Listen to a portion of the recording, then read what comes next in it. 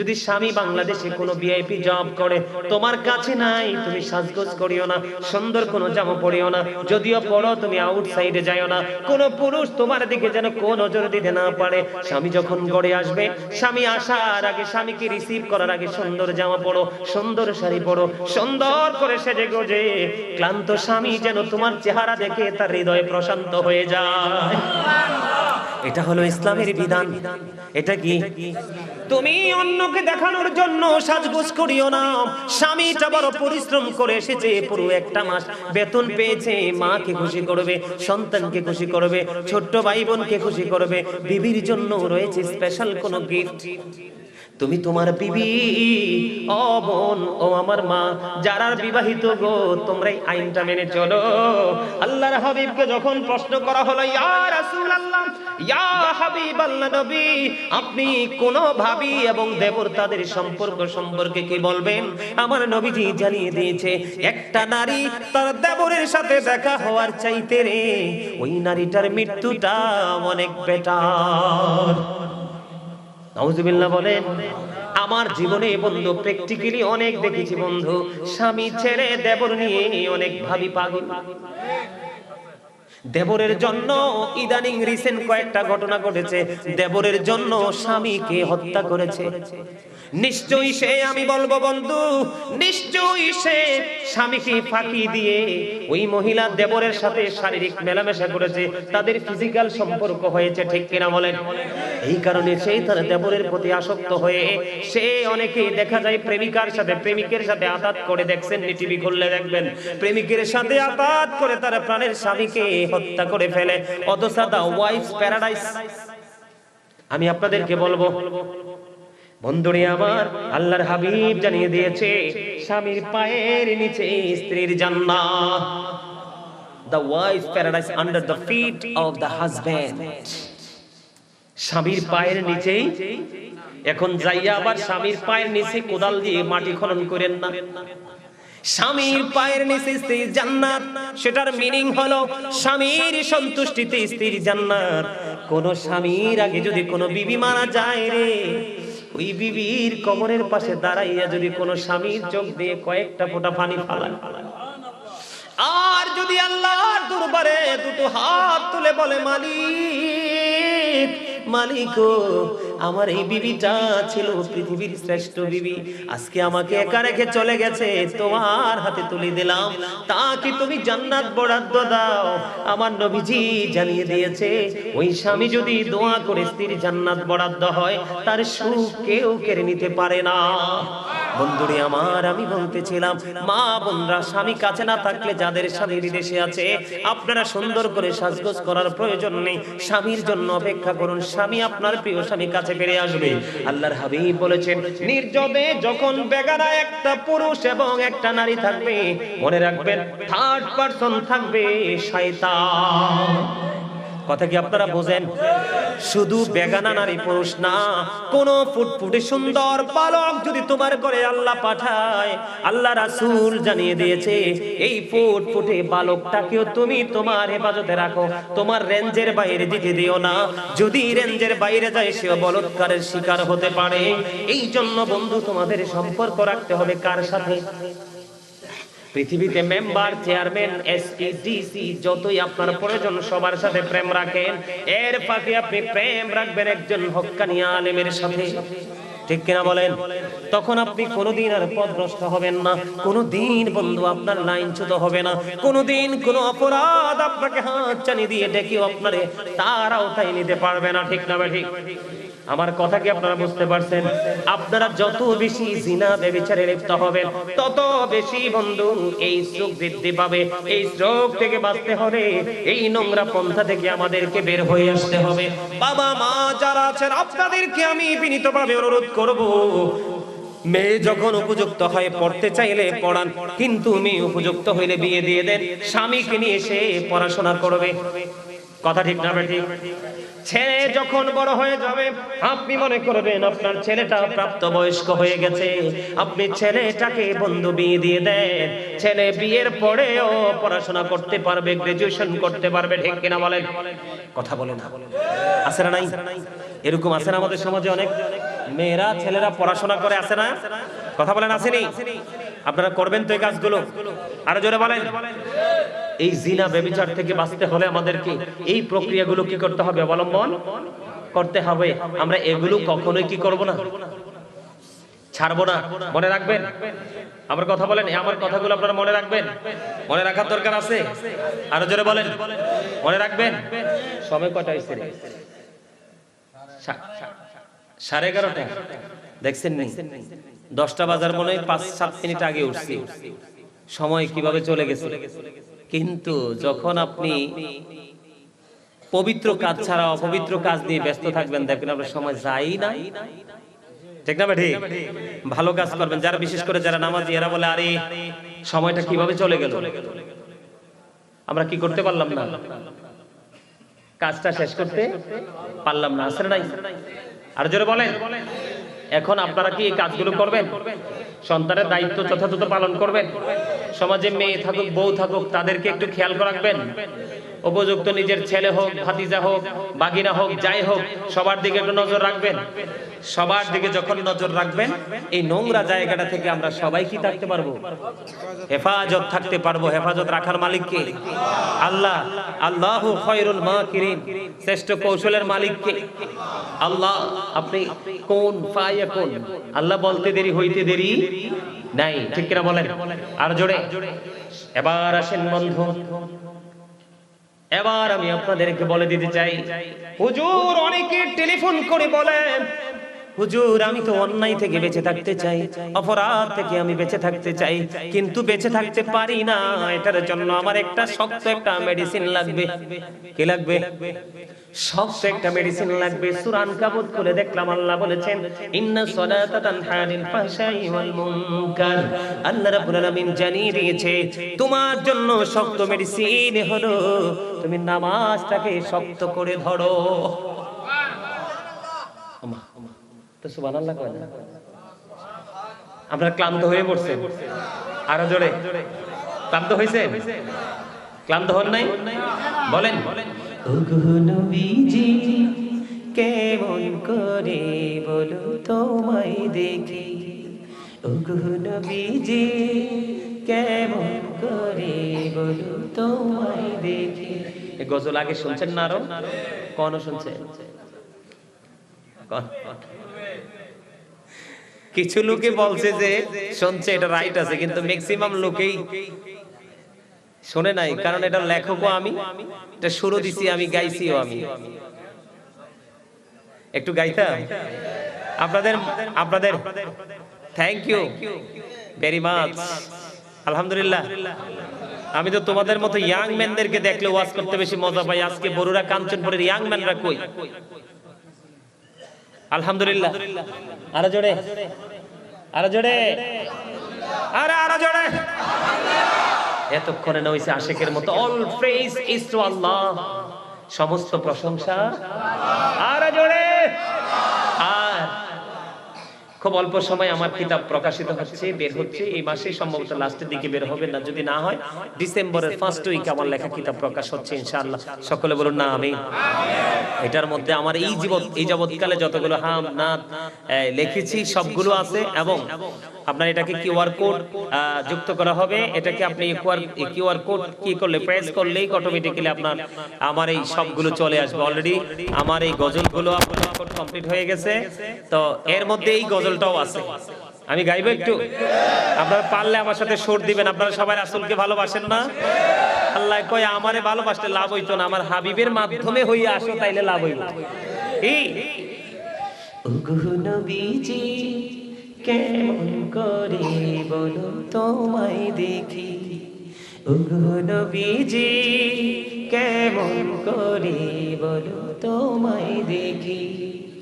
আছো তুমি ওই মদিনায়, আছো তুমি ওই মদিনায়, সঙ্গে নিয়ে দুই প্রেমিক সাথী, কেমন করে বলো তোমায় দেখি। বলেন ওগো নবীজি কেমন করে বলো তোমায় দেখি। দেখার আশা আমার মনে পুষে রেখেছি যতন করে, বলেন দেখার পুষে রেখেছি আপন করে, পাই যদি গো নবী তোমার দিদার, শীতল হবে মোর দুটি আঁখি, কেমন করে বলো তোমায় দেখে, বলেন ওগো নবীজি। আজকে যদি এই সুর চট্টগ্রামে দিতাম, হাদিয়া লইতে লইতে বেহুশ হয়ে যেতাম। আপনাদেরকে আমি হাদিয়া দিতে বলছি না, আমার সাথে একটু সুর দেন, তখন আমি বুঝবো যে আপনারা আমাকে ভালোবাসতেছেন। আর আমাকে না বাসলেও আমার রাসূলের প্রেমটাকে ভালোবাসতেছেন, এটা আমি বুঝে নিব। কথাগুলো খুব চমৎকার না? কথা বলেন। নবীজিকে দেখতে কার মনে চায়? চাই কি চায় না? অনেকগুলো আছে, এটাও পাবেন। আরেকটা গজল আছে, একটু গাইবো? আরে জেনে, এটাও আমার লেখা, আমার খুবই প্রিয় গজল এটা। আপনারা পারেন যদি আমার সাথে একটু সুর দিবেন, আমি ছাড়লে আপনারা ধরে ফেলবেন। এই জন্য গভীর খেয়াল করে শুনতে হয়। আপনারা যখন আমি ছাড়লে যখন ধরবেন, তখন কিন্তু ওই মৌমাছি যখন মধু হরণ করতে যায়, দেখবেন গুনগুন গুনগুন একটা শব্দ শোনা যায়। এটার মধ্যে কিন্তু কোনো ধরনের কোনো কি থাকে না, 19-20 থাকে না, এটা কিন্তু একবারে সমান থাকে। কথা বলেন, আছে না নাই? আমি গাই, আপনারা আমার সাথে একটু সুর দেন। হ্যাঁ, এই তো যে সুন্দর নূর নবীজি, নামটি মধুমাখা, তুমি ছাড়া শূন্য জীবন, আমি যে বড় একা। ঠিক না ঠিক? আশিকের মনে রুহের খোরাক না এটা? এই তো যে সুন্দর নূর নবীজি, নামটি মধুমাখা, তুমি ছাড়া শূন্য জীবন, আমি যে বড় একা। পাগল পারা মনটাই আমার খুঁজে দিবানিশি, কেমন করে বলবো গো তোমায় আমি ভালোবাসি। এটা কিন্তু গজলের মূল কথা না, আপনাদের এই অবস্থার উপরে ভিত্তি করে কিন্তু কথাগুলো বলে ফেললাম। মারহাবা বলেন।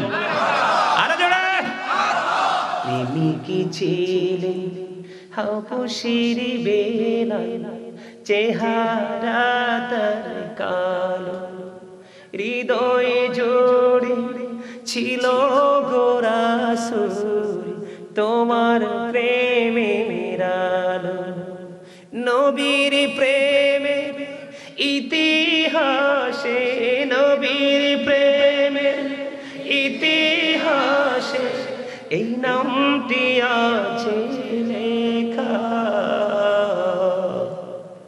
এই তো যে সুন্দর নূর নবীজি, নামটি মধুমাখা। মারহাবা বলেন। এখন কি আমরা নিজেদের উপর নিজে জুলুম করছি নাকি ইহসান করছি? ইহসান। অনকার মানুষের এই মুহূর্তটা ইহসান করতেছি, কিন্তু ম্যাক্সিমাম টাইমে আমরা কি করি? নিজের উপর নিজে কি করি? এই জুলুম নিয়ে একটা লেখছি, একটু গাইবো?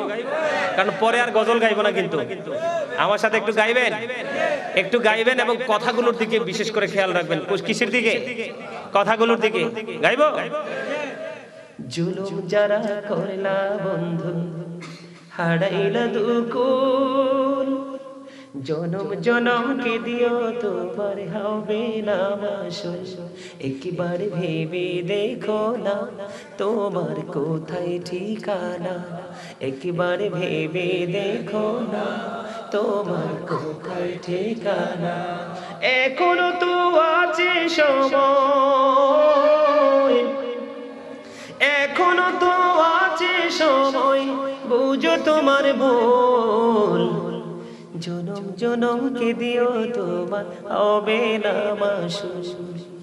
বৃষ্টি যখন আসে বন্ধু শীতল মরুভূমি, তওবা করো ক্ষমা পাবে বলে গেলাম আমি। বৃষ্টি যখন আসে বন্ধু শীতল মরুভূমি, তওবা করো ক্ষমা পাবে বলে গেলাম আমি। তোমার জীবনে মোহনা কোথায় সেই তো জানো না, তোমার জীবনে মোহনা কোথায় সেই তো জানো না। ক্ষমা যদি না পাও বন্ধু, ক্ষমা যদি না পাও বন্ধু, পাবে না তুকুল। জনম জনমকে দিও তোমার হবে না মাসুল। মারহাবা বলেন। এটাও আসবে আমার লেখা কিতাবে, অনেক লম্বা তো একটু শোনাইলাম। এটা লেখছি কখন জানেননি? এটা লেখছি করোনার সময়, যখন দেখলাম বাড়ির মালিকরা ভাড়াটিয়ার সাথে অমানবিক আচরণ করতেছে। কাজ নাই, বেচারা খেয়ে বাঁচতে পারতেছে না, মালিক যে বলে বেতন দাও, বাড়ি ভাড়া দাও। তখন এই তাদেরই জুলুম দেখে তখনই গজলটা লিখেছিলাম। যদি কিতাব আসে কষ্ট করে একটা সংগ্রহ করে নেবেন, অনেক তথ্য পাবেন। অনেক দিনের স্বপ্ন ছিল একটা কিতাব লিখবো, আলহামদুলিল্লাহ বলেন। তবে প্রাথমিক তো বড় করে লিখছি না, ছোট্ট করেই লিখছি। আরেকটা গজল লিখছি, গাইবো? এটাও আপনার আমার বাস্তব জীবনের সাথে মিল আছে। আমার সাথে পারলে একটু সুর দিবেন, একটু একটু করে গাই, ভালো লাগে আপনাদের? যদি আলোচনা শুনতে চান পরে আমি আরো আলোচনা করব, যদিও আগামীকালকের প্রোগ্রামটা আমার অনেক দূরে, চট্টগ্রামে, একদম লাস্ট সীমানায়। তারপরেও কিন্তু আমার মধ্যে কোনো বিচলিত মনোভাব নেই। এই কারণে আমি প্রতিদিন একটা প্রোগ্রাম করি, দুইটা আমি করি না। তার কারণ এটা বিজনেস নয়, এটা দুনিয়া আখিরাতের বাজারের একটা জায়গা। ভেরি সুইট, আমি মনে করি ভেরি সুইট মার্কেট। বুঝেন নাই? মার্কেটের বাংলা কি বাজার না? আরে কথা বলেন না কেন? শপিং মল না? এখানে বাজার করতে আসছি আমরা। প্রত্যেকটা মানুষ প্রতিদিন দুই ধরনের বাজার করতে হয়, একটা হলো শারীরিক আর একটা হলো আধ্যাত্মিক। একটা হলো দেহের খোরাক আর একটা হলো রুহের খোরাক। এখানে আশিকরা এসেছে রুহের খোরাকের জন্য, দেহের বাজারের জন্য নয়। দেহেও করে রুহ নিয়ে এসেছে বাজার করার জন্য। কথা বলেন না কেন? আরো জোরে। আমি যখন চিন্তা করলাম যে এত যে সুন্দর নূর নবীজি নামটি মথম আঘা, এই গজলটা যখন লেখলাম আমি আমার মালিককে নিয়ে চিন্তা করা শুরু করলাম। আমি আমার মালিককে নিয়ে একটা গজল লিখব। আল্লাহ রাব্বুল আলামিন আমার জন্য সহজ করে দিয়েছে। কি করে দিয়েছে? গাইবো একটু? আমার সাথে পারলে সবাই সুর দিবেন। এখন আমার কাছে মনে হয় আপনাদের যে অবস্থাটা সেটা দেখে আমার কাছে মনে হয় যে আমি মাত্র মাইক ধরছি। আর শুরুটা এমন ছিল মনে হয় যে আমি ভোর রাতে এসেছি। মনে হয় যে সবাই সারাদিন, মনে কেউ যে 1 উইক, কেউ মনে হয় যে 1 ডে। মানে খাবারের সাথে তাদের কোনো কি নাই, যোগাযোগ নাই। এখন মনে হচ্ছে তারা লাঞ্চ শো, ডিনার শো সব করে বসছে। আলহামদুলিল্লাহ বলেন। আরে জোরে। মনু, তোমার মন খারাপ কেন? এই সাদা পাঞ্জাবি, মন খারাপ কেন? না না, মন খারাপ করা যাবে না। আমার সামনে মন খারাপ কোনো লোক থাকতে পারে না। এরা চা খাওয়ার জন্য আমি নিজে পাঠাই, ভাই চা খাইয়া। আমি মন খারাপ লোক, একদম সিরিয়াসলি বলছি, আমি মন খারাপ লোক দেখতে পারি না। কারণ মন খারাপ লোক বেশি দিন বাঁচে না তো। আর ফ্রি মানুষ দেখবেন তার শরীরে রোগ নাই, অসুখ বিসুখ নাই, কারণ সে সব শেয়ার করে দেয়। এখানে আর তার জমাট বাঁধে না। কথা কি বলেন? এখানে কি তার জমাট বাঁধে না? জমাট বাঁধলেই তো সমস্যা, লোড নেওয়া সম্ভব হয় না। হয় আমার এইদিকে একটা চাচা বইছে, দেখতে চাচা বইছে, কি যে বলবো, মনে হয় যে একদম রসের গোল্লা। আলহামদুলিল্লাহ বলেন না? আর জোরে, আর জোরে, আর জোরে। পদ্মা মেঘনা যমুনার তীরে কত ঢেউ চলে যায়, আসে না তো ফিরে। বলেন পদ্মা মেঘনা যমুনার তীরে কত ঢেউ চলে যায়, আসে না তো ফিরে। আমিও চলে যাব এমনি করে, আসবো না কভু ফিরে। বলেন পদ্মা মেঘনা যমুনার তীরে কত ঢেউ চলে যায়, সে না তো ফিরে। কথা ঠিক না? এগুলো কি মনে হইলে মনে হয় না যে কোথায় আসি, কেন আসছি, কেনই বাবার যাব, কি হবে, এগুলো কি মনে পড়ে না? কথা বলে না? আমি দুটো কথা দিয়ে, একটি কথা দিয়ে দুটো গজল, একটা হাম একটা নাত লিখেছি। একটা রাসূলের শানে আর একটা আল্লাহর শানে। আমি একটু গাই, আপনারা পারলে আমার সাথে গাইবেন। এই তো যে সুন্দর এই পৃথিবী, স্রষ্টা করেছে সৃজন। এই তো যে সুন্দর এই পৃথিবী, স্রষ্টা করেছে সৃজন। যত দেখি আমি তত ভালো লাগে, শীতল হয়ে যায় মন।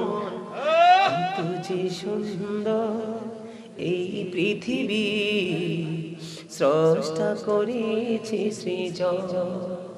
চারিদিকে আধার ঘেরা, আলো গেল চলে, এই পৃথিবী করলো পাগল, সবই গেলা ভুলে। ঠিক কিনা বলেন না? হ্যাঁ, কথা ঠিক না? দুঃখ যখন আসবে এই পৃথিবী হাসবে। দেখবেন আপনি আমি দুঃখ পাইলে গ্রামের মানুষ কি মজা পায়, কিন্তু আপনার সুখ এক সেকেন্ড সইবে না, আছে না? আমি অনেক দুঃখকে মেইন করে একটা কথা তুলে ধরেছি। দুঃখ যখন আসবে এই পৃথিবী হাসবে, ভুলিবে না প্রভু তোমায়, হবে রে আপন। এই তো যে সুন্দর এই পৃথিবী, স্রষ্টা করেছে সৃজন। একটু শোনাইলাম, আরেকটা একটু গাই, সার গাইব না। আরেকটা, এই গজলটা গেয়েছি বাংলাদেশে সর্বপ্রথম, হৃদয়ে ছুঁয়েছে লন্ডনে আমার এক মায়ের। উনি গজল শুনে আমাকে ফোন দিয়েছিলেন। এখন তিনি আমাকে বলেছে, বাবা তুমি দুনিয়াতে আখিরাতে তুমি আমার সন্তান। মারহাবা বলবেন না? আলো ছড়িয়েছে কোথায়? আলো শুরু হয়েছে কোথায়? বুঝলেন? আমি একটু গাই গজলটা, একটু খেয়াল করেন আপনারা। খাঁচা ছিঁড়ে যায় রে পাখি, চলিও চিনদেশে, কুল কিনারা পাই না খুঁজে, ঘুরে পাগল বেশে রে, ঘুরে পাগল বেশে।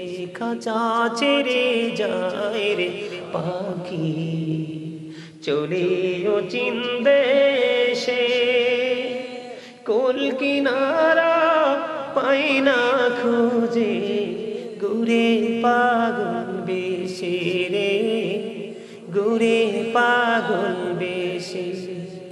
কি লাভ হবে এখন তোমার, ভাবনা চিন্তা করে, এখন তুমি বন্দী আছো আপন মনের ঘরে। কি লাভ হবে এখন তোমার, ভাবনা চিন্তা করে, এখন তুমি বন্দী আছো আপন মনের ঘরে। চাইলেও তুমি পারবে না যেতে শান্তি সুখের নীড়ে। খাঁচা ছেড়ে যায় রে পাখি, চড়িও চিনদেশে, কুল কিনারা পাই না খুঁজে, ঘুরে পাগল বেশে রে, ঘুরে পাগল বেশে। মারহাবা কন্যা।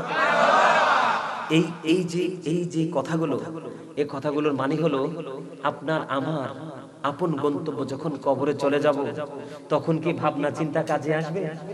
কথা বলেন, আসবে? তখন কি কোনো কুল খুঁজে পাবো? ওই সময়টাকে মেন করে এই জায়গাটা লিখেছি। এটা অনেক লম্বা, আর গাইবো না, আমার আরেকটু ওয়াজ করতে হবে। কারণ আপনাদেরকে আমি এতক্ষণ পর্যন্ত ওই নেগেটিভ সাইডটা আপনাদের সামনে তুলে ধরেছি, কিন্তু শেষ করে দিচ্ছি। আমাকে আমি বুঝতে পারছি, আপনারা আমাকে বলতে হবে না। আপনারা মনে কি ঘুরপাক খাচ্ছে, খাতা কলম দেখেই বুঝছি। আমার দিকে তাকান, আমি কি বলি আপনাদেরকে। এখন এই নোংরা জায়গা থেকে আমরা বাঁচতে চাই কি চাই না? সবাই তো চাই। তাই সবাই চাই এই জায়গাটা থেকে বাঁচতে হলে আমাদেরকে সর্বপ্রথম যে কাজটা করতে হবে সেটা হলো জিকির। সেটা কি? সর্বশেষ ভাই, তোমরা বিরক্ত হইও না, আল্লাহ বলেছেন remember me then I will remember you. Allah বলেছেন ফাযকুরুনি আযকুরুকুম, তোমরা আমাকে স্মরণ করো আমি তোমাদেরকে স্মরণ। ইয়া আইয়ুহাল্লাযীনা আমানু যকুরুল্লাহা যিকরান কাসীরা ওয়াসাব্বিহুহু বুকরাতাও ওয়াসীলা। আল্লাহ ইমানদারদেরকে ডেকে বলেছেন, ইমানদারেরা তোমরা বেশি বেশি করে আল্লাহর জিকির করো, সকাল থেকে সন্ধ্যা আল্লাহর পবিত্রতা ঘোষণা করো। বলছে কে?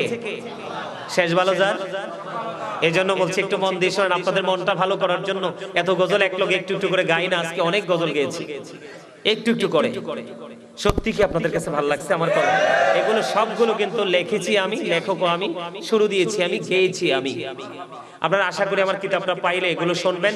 সুর কালেক্ট করতে চাইলে কিউআর কোড প্রেস করলে আপনারা অনলাইন থেকে গজলগুলো পেয়ে যাবেন। আল্লাহ যেন কবুল করে, সকলে বলুন আমিন। আর যারা বলুন আমিন।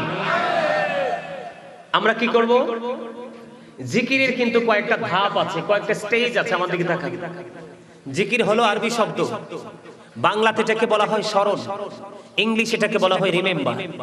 এখন জিকির কাকে বলে, জিকির কত প্রকার ও কি কি এটা আমাদের জানা দরকার। জিকিরের মূল মিনিং হচ্ছে কি? স্মরণ করা। কি করা? স্মরণ করা। সুবহানাল্লাহ বলেছি, এটাও জিকির। আলহামদুলিল্লাহ বলেছি, সেটাও জিকির। আলহামদুলিল্লাহ বলেছি, জিকির। আল্লাহু আকবার বলেছি, এটাও জিকির। লা ইলাহা ইল্লাল্লাহ বলেছি, এটাও জিকির। সৎ কাজের জন্য ডাকা, ওটাও জিকির। অসৎ কাজ থেকে মানুষকে বারণ করা, ওটাও জিকির। নামাজে দাঁড়িয়েছি, ওটাও জিকির। তবে ওইটা হলো জিকিরের জলসা। যেই আমলটা একই জায়গায় দাঁড়িয়ে এবং বসে সম্পূর্ণ করা হয়, এটা হলো জিকিরের জলসা। আর হজে গেছি, সেটাও জিকির। ওটা হলো জিকিরের জুলুস। ওটা কি? জিকিরের জুলুস। যে আমলটা বিভিন্ন জায়গা পরিদর্শন করে সম্পূর্ণ করা হয়, ওটাকে বলা হয় জিকিরের জুলুস। যেটা একই জায়গা সম্পূর্ণ করা হয়, ওটাকে বলা হয় জিকিরের জলসা। সুবহানাল্লাহ বলেন। এখন এই জিকিরের মধ্যে মূল যে জিকিরটা সবার সাধ্যের ভিতরে, সেটা হলো সর্বশ্রেষ্ঠ জিকির, নামাজ। কি? নামাজ। এখন জিকিরটা নিয়ে একটু ওয়াজ করব, হালকা অল্প করে। বন্ধুরে আমার, আমার রাসূল বলেছেন তোমরা এমন ভাবে জিকির করো মানুষ দেখলেই যেন তোমাদেরকে পাগল বলে। আমার নবী বলেছে প্রত্যেকটা পারসন ডবল পারসন। একটা হলো বডি, আরেকটা হলো সোল। একটা হলো দেহ, আরেকটা হলো আত্মা। একটা হলো বাহির, আরেকটা হলো ভিতর। বন্ধুরে আমার নবীজি জানিয়ে দিয়েছেন হাদিস শরীফ দ্বারা প্রমাণ, জিকির দুই ভাবে করা যায়। একটা হলো জবান দিয়ে, আরেকটা হলো বন্ধু অন্তর দিয়ে। আমার নবী বলেছেন অন্তর এবং জবান দুটো মিলিয়ে যে জিকিরটা করা হয়, ওই জিকিরটা হলো রে উত্তম জিকির।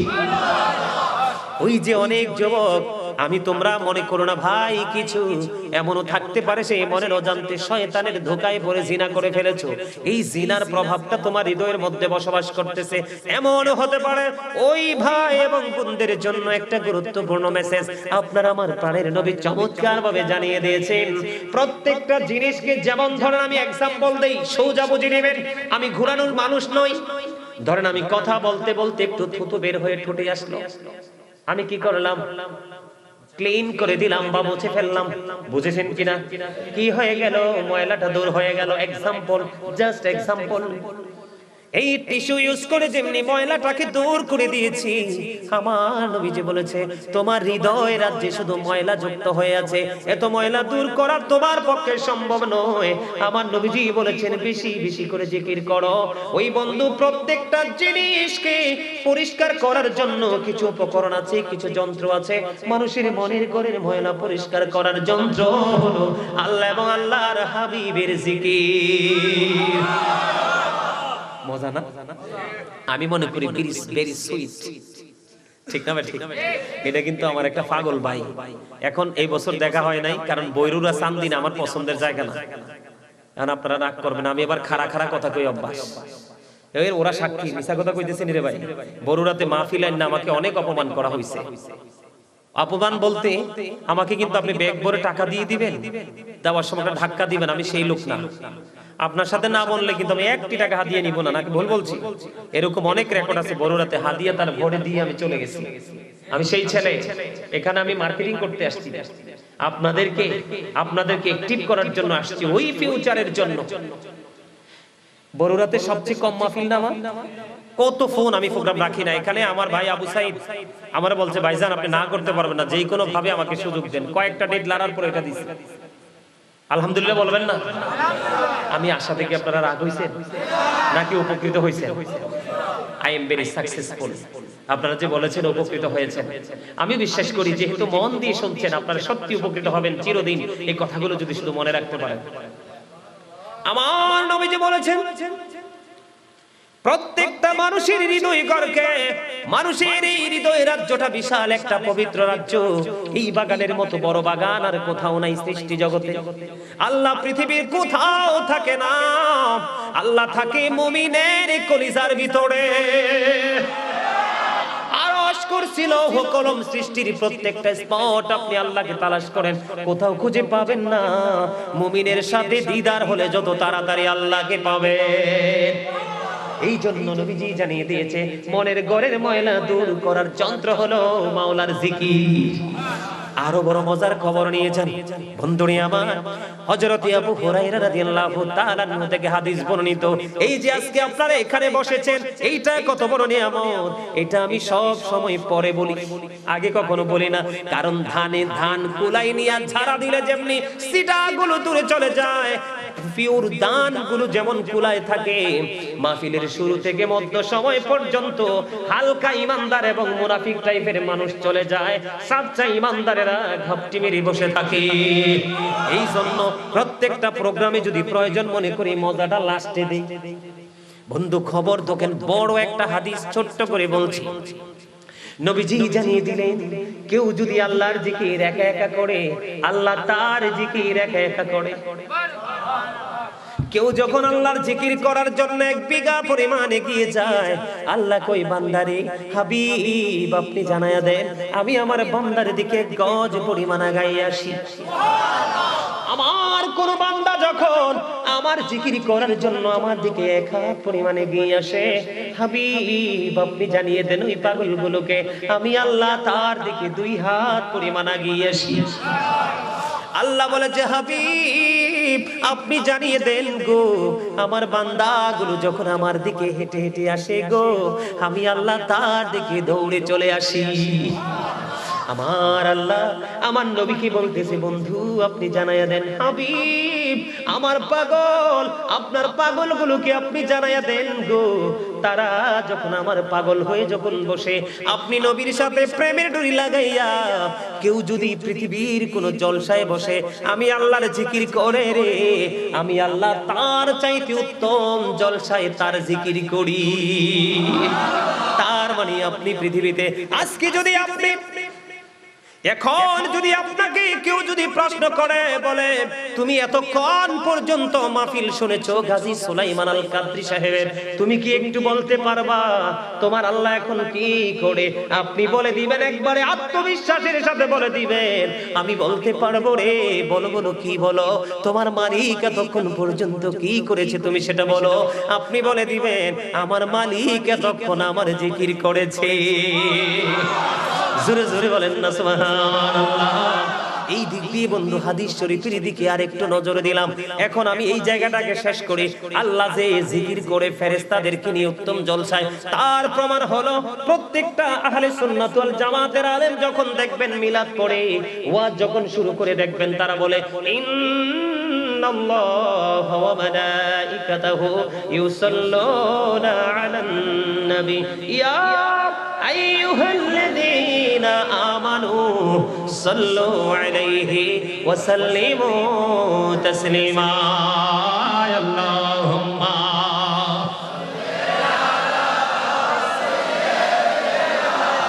মাওলানা মুহাম্মাদ ওয়া আলা আলি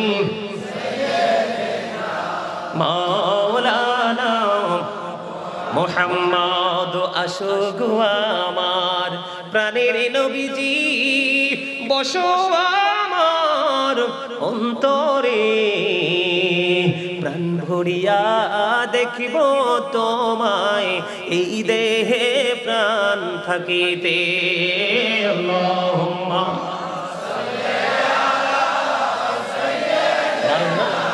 মাশাআল্লাহ মুহাম্মাদ ওয়া আলা আলি মাওলানা। আলহামদুলিল্লাহ বলেন। বন্ধু, আল্লাহ এবং আল্লাহর হাবিবের জিকির। জুমার দিনে কেউ যদি মদিনার নবীর সাথে প্রেমের দড়ি লাগাইয়া মাত্র 80 বার যদি দরুদ পড়তে পারে, আমার নবী জানিয়ে দিয়েছে উম্মতেরা, আমার আল্লাহ তোমার 80 বছরের সগীরা গুনাহ মাফ করে দিবে। আপনারা মনে মনে ভাবতে পারেন এটাও কিন্তু আমার নবীর জিকির। আরো জোরে কন্যা ঠিক না ঠিক? হযরত আনাস রাদিয়াল্লাহু তাআলা আনহু থেকে হাদিস বর্ণিত, হাদিস কানা এসেছে দাইলামি শরীফের মধ্যে। আমার নবী, আপনার নবী, দু জাহানের বাদশা নবী, তিনি জানিয়ে দিয়েছেন কেউ যদি মদিনার নবীর সাথে প্রেমের ডুরি লাগাইয়া প্রতিদিন যদি 1000 বার দরুদ পড়তে পারো, তাহলে জান্নাত না দেখা পর্যন্ত মরণ হবে না। নবীজি আরো জানিয়ে দিয়েছেন পৃথিবীর বুকে থেকে থেকে যে পাগল যত বেশি আমি নবীকে ভালোবেসে দরুদ পড়বা, কাল হাসরের দিন সে তত আমি নবীর কাছে থাকবা। নবীর কাছে থাকলে ভয় আসেনি? আরো জোরে কন্যা। ওয়া মিনাল লাইলি ফাতাহাজ্জাদ বিহি নাফিলাতাল লাকা আসা আইয়াবআতাকা রাব্বুকা মাকামান মাহমুদা। আল্লাহ রাব্বুল আলামিন জানিয়ে দিয়েছে, হাবিব রাতের কিছু অংশে আপনি তাহাজ্জুদ পড়ুন, এটা আপনার জন্য খাস। খুব চিরেই আপনাকে মাকামে মাহমুদি, আপনাকে সমাসীন করা হবে, প্রশংসার জায়গা আপনাকে দাঁড় করিয়ে দেওয়া হবে। জোরে জোরে সুবহানাল্লাহ। আমার নবী সেদিন যা বলবে আমার আল্লাহ তাই করবে, আমার নবীকে সন্তুষ্ট করবে। ওয়ালা সাওফা ইউতিকা রাব্বুকা ফাতারদা। জোরে জোরে বলেন আল্লাহু আকবার। খবর মজার নেই? আমি দুরুদ নিয়ে আলোচনা করলে লম্বা করতে পারবো, অনলাইন থেকে দুরুদের ফজিলত নিয়ে আলোচনা শুনবেন। এবার আমি জিকির নিয়ে বন্ধু আরেকটু আলোচনা করব। আমার নবী বলেছেন তোমরা যখন জান্নাতের বাগানে যাও তখন তোমরা জান্নাতের বাগান থেকে ফল খেয়ে নিও। ইয়া রাসূলুল্লাহ, ইয়া হাবিবাল্লাহ, নবী গো, ও নবী, জান্নাতের বাগানের ফল কি? আমার নবীজি জানাইয়া দিলেন সুবহানাল্লাহ ওয়ালহামদুলিল্লাহ লা ইলাহা সুবহানাল্লাহ ওয়ালহামদুলিল্লাহ লা ইলাহা ইল্লাল্লাহ লা ইলাহা ইল্লাল্লাহ। নাও মেরি সাথী নমো মিশাইয়া যারে আল্লাহ পাঠাইলা, নাও মেরি সাথী নমো মিশাইয়া যারে আল্লাহ পাঠাইলা। আরে যে আল্লাহ দোস্ত বলে তাহার প্রেমে মজিলা। সুবহানাল্লাহ আলহামদুলিল্লাহ লা ইলাহা ইল্লাল্লাহ মুহাম্মাদুর রাসূলুল্লাহ সাল্লাল্লাহু আলাইহি ওয়াসাল্লাম। এতক্ষণ আপনাদেরকে সৎ কাজের জন্য আহ্বান করেছি, অসৎ কাজ বারণ করার জন্য বলেছি। এটা হলো আমার জিকির। সুবহানাল্লাহ বলেন না? এটাও জান্নাতের মেহমানদের জন্য। আপনারা সবাই জান্নাতের মেহমান। এই যুবকেরা ভিতরে চলে আসো, এই জান্নাতের সামিয়ানার নিচে চলে আসো, তোমরাও মেহমান হয়ে জান্নাতি ফল খেয়ে যাও। জোরে জোরে বলুন সুবহানাল্লাহ। বন্ধুরি আমার দিকে তাকান। মজার জিকির হলো নামাজ। নামাজের খবর জানেননি? কথা বলেন না কেন? নামাজ এখন শীত পড়ে কিনা, শীতের শেষের দিকে বসন্তের আগে দিয়ে দেখবেন বন্ধু, তাল গাছ আর খেজুর গাছ, মুষ্টিময় সুপারি গাছ ছাড়া ম্যাক্সিমাম গাছের পাতাগুলো সবগুলো ঝরে পড়ে যাবে। যাবে কি যাবে না? ওই আপনাদেরকে ওই নোংরা কাজ থেকে বাঁচার রাস্তা আমি আপনাদেরকে দেখাচ্ছি বন্ধু। আমার নবীজি শীতের দিনে বের হলো। শীতের দিনে বের হওয়ার পরে তিনি নজর দিয়ে চাইয়া দেখলেন শীতের কারণে শুষ্ক হয়ে গাছের পাতাগুলো ঝরে ঝরে পড়ছে। এবার তিনি গাছের ঢাল ধরলেন, ধরার পরে ডাক দিলেন, হে আবু জর। আবু জর উত্তর দিলেন, লাব্বাইকা ইয়া রাসূলুল্লাহ। আমার নবীজি বললেন, হে আবু জর, তুমি চাইয়া দেখো গো, শীতের কারণে শুষ্ক হয়ে গাছের পাতাগুলো কেমনি ঝরে ঝরে পড়ছে। রে আবু জর, আমার বান্দাগুলো, আমার উম্মতগুলো যখন নামাজের মাধ্যমে আল্লাহর কুদরতি কদমে সিজদাটা দিয়ে দেবে, ওই শীতের দিনের গাছের পাতার মতো তার সমস্ত জীবনের গুনাহগুলি ঝরে পড়ে